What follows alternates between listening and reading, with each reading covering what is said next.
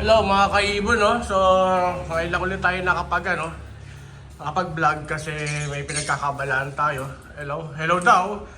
Kumusta na aking mga breeder? Ito si Lazada, tsaka si Shopee. So, mag-harvest tayo. Ayun, no? Say hello! Yan si Shopee, tsaka si Lazada. Hello. Sakto kung nagme-breakfast sila. At ito si Biscuit at si Cookie. Kilala nyo na yan. So, nag-almusal sila. Bagong linis lang din. Sa'yo nga, Cookie. Ay, Biscuit. Cookie.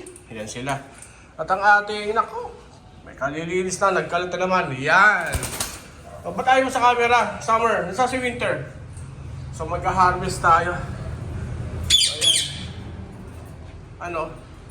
At yung bahay dati nila, sun and moon. So, gawin natin storage yung mga Okay, tara, mag-harvest tayo. So ito, nakapag-harvest na nga tayo, no? Ayan, so bali total of 8. So 8 green chick color po. 4 na galing kay Biscuit at saka kay Biscuit and Cookie. 4 sa kanila at ang 4 ay galing naman dito sa taas. Okay? Hello Biscuit, alagaan namin to ha, kailangan lang magsakto formula na para may vitamins. So ayan po, so ano pa inaantay natin, no? So alam nyo na, mailang linggo lang to, pwede na to, pwede nang alam nyo na.